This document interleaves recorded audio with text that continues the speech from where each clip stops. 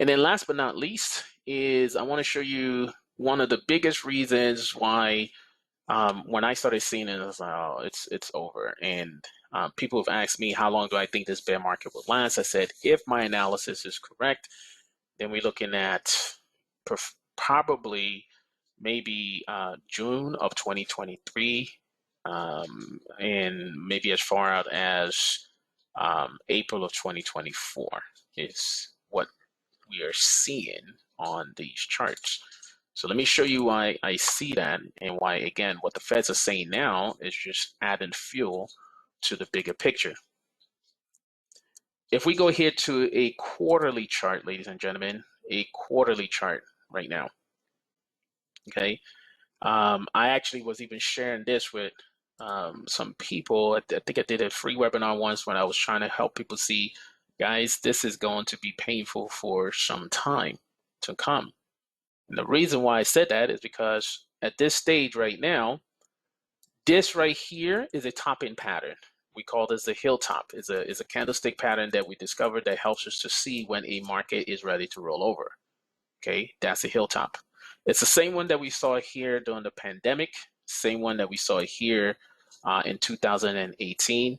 Matter of fact, it's also the same one that we saw here in 2008 before this drop took place.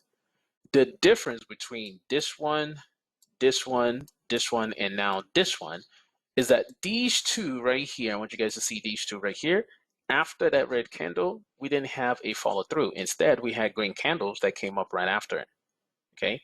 As opposed to in 2008, after the red candle showed up, we had red candles after that that confirmed it, and it just kept on going down, okay? So now I'm looking at this and I said, right here, we had it, but we had to follow through the next quarter. Right here, during the pandemic, we had it, the next quarter, market bounced back up.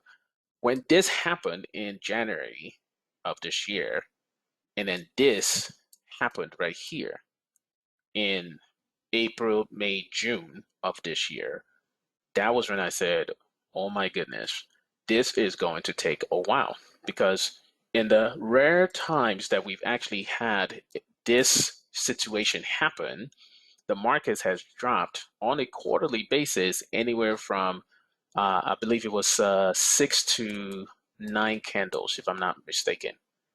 And if you look at 6 to 9 candles on a quarterly time frame, ladies and gentlemen, 6 candles on a quarterly time frame is what? That's at least a year and a half. Okay, at least a year and a half. And so we can see right here, we had 1, 2, 3, 4, 5, I'm sorry, 1, 2, 3, 4, 5, 6. That was 6 red candles back to back to back to back to back. That was in 2008. Let me take you back to 2000. You guys can see this. The dot-com crash, if you guys recall the dot-com crash, right? When that happened, we had, oh, not monthly, I need a quarterly chart. Sorry about that. Let's go here to the quarterly. All right, so this is the dot-com crash that took place.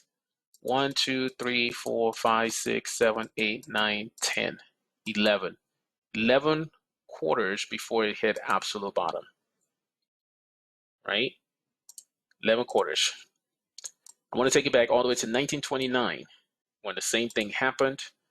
1, 2, 3, 4, 5, 6, 7, 8, 9, 10, 11. 11 quarters before this actually happened. Now, let's just even begin with this one, where if we started with this red one, we had a green, so let's nullify that. We had another red followed by the red on the quarterly. When that happened, right, we had 1, 2, 3, 4, 5, 6, 7, 8, 9 quarters. And this is where I get this notion that, hey, based on what we see now, this is a market that could easily drop for what? 6 to 9 to 12 quarters. And if it's 6 quarters, we're looking at a year and a half. We're looking at 9 quarters, that's even longer.